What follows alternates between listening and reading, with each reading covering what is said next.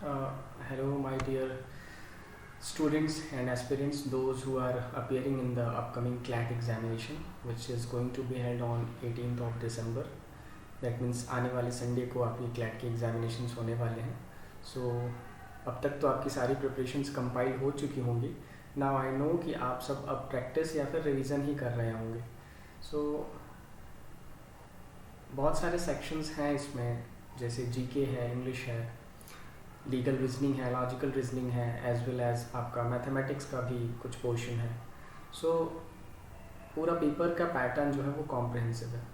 But यहाँ पर paper की कॉम्प्रहेंसिव पैटर्न में आपको एक बेनिफिट ये मिलने वाला है कि इस जो पैटर्न जो है वो आपको कहीं ना कहीं आपकी कॉम्प्रहेंसिव स्किल्स पर बेस्ड होगा टोटली, ना कि स्पेसिफिक इन सब्जेक्ट्स के रिसर्च बेस्ड स्टडी पर आप ये टोटली पेपर बेस्ड होगा. वो तो ओवरऑल आपने किया होगा बिफोर प्रिपरेशंस, है ना.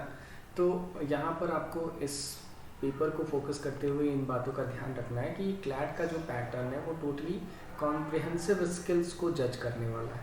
दैट मीन्स आपका सिलेक्शन इस पर बिलीव इस बात पर जो है होगा कि आपका कॉम्प्रिहेंसिव स्किल कितना बेहतर है, आप चीज़ों को कितना जो है एनालिटिकली क्रिटिकली जो है डिकोड कर पाते हैं. बिकॉज लेंदी पोर्शन होगा, लेंदी इसके ऑप्शंस भी होंगे, लेंदी क्वेश्चंस भी होंगे. So the more quickly you observe, you analyse the comprehensive portion of the paper, the more quickly you can answer, right. So मैं कहूँगा कि आप जो है इस पैटर्न को समझने की कोशिश करिएगा, और प्लीज़ आप घबराना नहीं है कि ये पेपर कॉम्प्रिहेंसिव है, मुझसे कैसे होगा. ये पेपर सबके लिए ही कॉम्प्रिहेंसिव होगा, ना कि किसी एक के लिए. सो आप अपनी तैयारी को कंप्लीट करिए. वैसे तो मैं जीके का एक जो है फैकल्टी हूँ, तो मैं यहाँ पर आज आपको कुछ इम्पॉर्टेंट जीके के पॉइंट्स बताना चाहता हूँ, जिसको आप क्विकली रिवाइज कर लो. अभी जो भी 2 डेज बचे हुए हैं तो आपके लिए बेहतर होगा. जैसे कि मैं बात करूँ तो इस बार G7 समिट हुई थी. G7 समिट आप पढ़ लेना, ये इंपॉर्टेंट टॉपिक्स हैं कि G7 समिट का जो है मोटो क्या है, थीम क्या है, राइट. उसमें कौन कौन सी मेंबर जो है कंट्रीज़ हैं, कौन इस बार गेस्ट कंट्रीज़ थी. ये सब चीज़ें जो है एक बार रिवीजन जो है आप पॉसिबली अगर टाइम हो तो आप इसको कर लेना, ठीक है. उसके बाद इसरो से रिलेटेड कुछ क्वेश्चंस, स्पेस ऑर्गेनाइजेशन से रिलेटेड क्वेश्चन, नासा से भी रिलेटेड कुछ क्वेश्चंस हो सकते हैं कि करंट में या प्रीवियस या फर्स्ट या फिर अपकमिंग जो प्लान्स हैं इसरो को लेकर वो क्या क्या होने वाले हैं. स्पेस टेक्नोलॉजीज़ में कौन कौन से नए इनोवेटिव वर्क्स किए गए हैं, इनसे रिलेटेड कुछ चीज़ें जो हैं आप पढ़ सकते हैं. और आप इस बार आपका जो है पार्लियामेंट का सेंट्रल विस्टा रीडेवलपमेंट प्रोजेक्ट भी था, तो उसके बारे में भी आप चाहें तो थोड़ा बहुत पढ़ सकते हैं, थोड़ी बहुत नॉलेज आप ले सकते हैं, ओके. और कॉम्परेटिवली जब आप सेंट्रल विस्टा के बारे में पढ़ेंगे, दैट मीन्स अब हमारे न्यू पार्लियामेंट के बारे में, तो आप प्रीवियस पार्लियामेंट यानी कि हमारा ओल्ड पार्लियामेंट हाउस जो है उसके बारे में भी आप थोड़ा बहुत रिसर्च कर लो. Because as you can know, अगर आपने अब तक मॉक लगाया होगा तो आपको पता चल रहा होगा कि इसके जीके के पोर्शन में जो क्वेश्चंस हैं वो 5-5 के पैकेजेस में आ रहे हैं. और 5-5 सेट्स के पैकेजेस में आने का मतलब अगर कोई एक टॉपिक चूज़ किया जाता है तो उसकी प्रीवियस हिस्ट्री, ओके, उसका फ्यूचर गोल और उसकी हिस्ट्री, ज्योग्राफी कंसर्न सारी चीज़ें उस क्वेश्चन उस पर्टिकुलर सेक्शन में पूछी जाती हैं. जैसे कि मैं पिछले जो है जून वाले क्लैट के पेपर की बात करूँ तो उसमें यूक्रेन रशिया वॉर से रिलेटेड क्वेश्चंस आए थे. तो प्रेसिडेंट हो गया, लैंग्वेज हो गया, और यूएसएसआर से कब सेपरेट हुआ था रशिया जो है यूक्रेन रशिया, ये सब चीज़ों से related question. That means history, previous context, the future context and as well as the present context, तीनों को मैच करके, तीनों को कंपाइल करके जीके में क्वेश्चंस पूछे जाते हैं, राइट. वैसे इसी तरीके से अगर आप देखें तो सिंगल यूज़ प्लास्टिक को पे भी इस बार एलिट में भी क्वेश्चन पूछा गया था. तो सिंगल यूज़ प्लास्टिक जो है उस टॉपिक को भी आप एक बार रिवाइज कर लेना कि उसको इंडिया में बैन क्यों किया गया है, single use plastic. As you know कि हमारा जो भी कंट्रीज़ हैं अब इन्वायरमेंट को लेकर काफ़ी इनिशिएटिव्स ले रही हैं, तो उसमें प्लास्टिक को बैन करना बहुत कंपलसरी हो गया. उससे रिलेटेड क्या क्या इनिशिएटिव्स लिए गए हैं इसको आप स्टडी कर लें, ओके. उसके बाद बात करें तो इन्वायरमेंटल प्रोटेक्शन एक्ट, जब आपको सिंगल यूज़ प्लास्टिक के बारे में आपने पढ़ा तो जो है इन्वायरमेंटल प्रोटेक्शन एक्ट के बारे में भी आप पूरा पढ़ लेना. एक बार सेंट्रल पोल्यूशन बोर्ड के बारे में पढ़ लेना, और कौन सी मिनिस्ट्री कंसर्न इससे काम कर रही होती है ये भी जानना बहुत ज़रूरी होता है, ओके. तो concern ministry and concern minister का भी नाम आप जो है वो रिवाइज कर लें एक बार इस बार अभी नोबेल प्राइजेस जो दिए गए हैं उसके बारे में भी आप पढ़ लेना पूरा।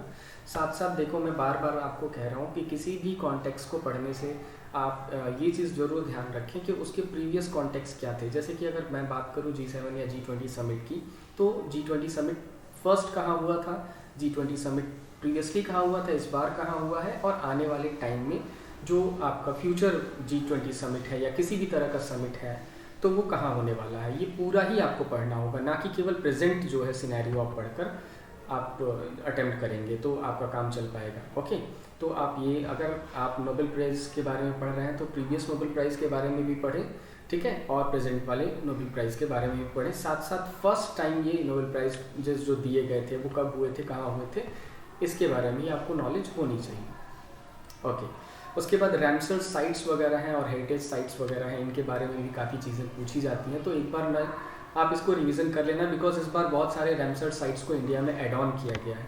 तो रैमसर साइट्स क्या होती हैं, रैमसर साइट से कंसर्न मिनिस्ट्री कौन सी होती है और कौन कौन से नए एड ऑन किए गए हैं, प्रीवियसली इंडिया के पास कितने रैमसर साइट्स थे, इसके बारे में भी आपको जानकारी रखनी चाहिए। ओके, रैमसर कन्वेंशन क्या है वो भी आप पढ़ लेना, हेरिटेज साइट्स कितनी है इंडिया में इसके बारे में थोड़ा आप पढ़ लेना, जानकारी इसकी रख लेना। ओके, बात करते हैं ब्रिक्स बेस बार हुआ था ना 2022 का, तो ब्रिक्स समिट के बारे में भी आप पढ़ लेना कि प्रेजेंटली ब्रिक्स समिट जो है वो कहाँ पर हुआ था और ब्रिक्स में कितने नेशंस हैं और जो है इसमें मेन फोकस क्या था, मोटिव क्या था, इसका थीम क्या था, राइट, तो ये सब पढ़ लेना।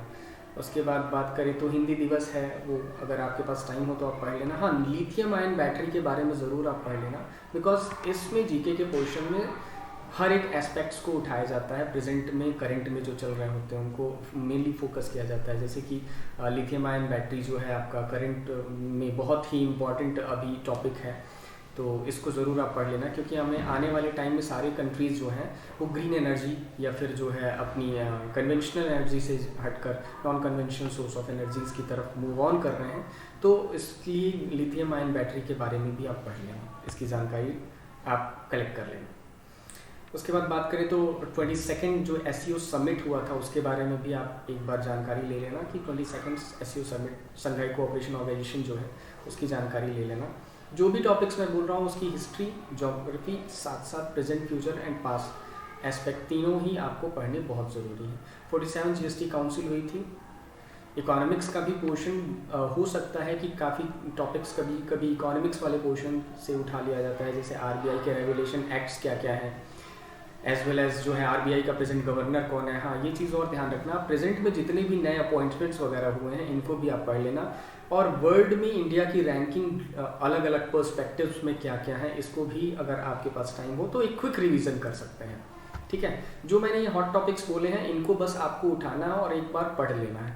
ओके, कई बार ऐसा होता है कि पेपर में आपको ऑप्शंस से चीज़ें रिलेट करने में आसानी हो जाती है, बट एक बार आपको नॉलेज में होना बहुत ज़रूरी है, राइट। तो ये कुछ इंपॉर्टेंट टॉपिक्स हैं जिसके बारे में मैंने आपको डिस्कस किया। अगर आप इतनी चीज़ों को एक बार रिवीजन कर सको तो वो काफ़ी बेहतर होगा आपके लिए प्रेजेंट में, ठीक है। और इंडो पैसिफिक इकोनॉमिक फ्रेमवर्क भी जो है आपका IPEF के बारे में, इसके बारे में भी आप पढ़ लेना कि इसमें क्या क्या चीज़ें हुई हैं, है ना। क्या होता है इन टॉपिक्स को जब आप पढ़ते हो तो इसमें आपको थीम, मोटिव और कहाँ है, किस वजह से हुआ, किस कंट्री ने क्या इसमें डोमिनेंसी रखी, UN में इसका पार्टिसिपेशन क्या है, इन सब चीज़ों को भी ध्यान रखना। UN की बात आई है तो UN के जितने भी जो बॉडीज़ हैं UN ऑर्गेनाइजेशन के बारे में आप ज़रूर पढ़ लेना, हो सकता है किसी ना किसी तरीके से UN आपको लिंक करके मिल जाए, ठीक है। उसके बाद एक्सरसाइजेज वगैरह जो होती हैं, जैसे मिलिट्री एक्सरसाइजेज क्या होती हैं, साथ साथ नेवी एक्सरसाइजेज क्या होती हैं, इंडिया कंसर्निंग टू इंडिया, ये ज़रूर आप पढ़ लेना जो प्रेजेंट में हुई हो। अब अगर एलिट पेपर की बात करें तो उसमें अक्टूबर, नवंबर एंड जो है सितंबर, 3 जो करंट अफेयर्स का पोर्शन था उसमें इन सब चीज़ों का वेटेज ज़्यादा रहा था। तो आप इसमें ध्यान रखना कि अगर आप अगस्त से लेकर और नवंबर तक के जितने भी GK कंपाइलेशंस आपके पास हैं या करंट अफेयर्स के सोर्सेज हैं, इसको क्विकली एक बार रिव्यू कर सको। ओके, तो आई होप कि ये सब चीज़ें आपको समझ में आई होंगी, और मैं आप लोगों को ऑल द बेस्ट अपनी तरफ से बोलूँगा कि अब तक आपने जो भी रिवीजन किया है, जो भी आपने प्रिपरेशन किया है, उस पर फेथ रखो, उस पर बिलीव रखो। Definitely you can do better in your CLAT examination, and हर एक टीचर की, हर एक फैकल्टी की बेस्ट विशेज़ आपके साथ ज़रूर होती हैं, बट आपको पेशेंटली टाइम मैनेजमेंट का भी ध्यान रखना होगा क्लैट के एग्जामिनेशन में, कि जितना आप टाइम मैनेजमेंट बेहतर कर पाते हो उतने मोर क्वेश्चंस को आप अटेम्प्ट कर पाओगे, बिकॉज ये पूरा पेपर कॉम्प्रिहेंसिव पैटर्न पर बेस्ड है, इसलिए time management is very important for this paper examination. Also आपको ध्यान रखना है कि यहाँ पर नेगेटिव मार्किंग भी है, तो कोशिश करना कि इसमें आपके जो नेगेटिव आंसर्स हों वो कम हो, जिससे कि आपको पॉजिटिव स्कोर करने में काफ़ी हेल्प मिलेगी, right. So all the best to you guys and hope आप सब बेहतर करें, आप सब सेलेक्ट हो। मेरी बेस्ट विशेस ऑलवेज आपके साथ हैं। Thank you for watching this video. All the best to you all.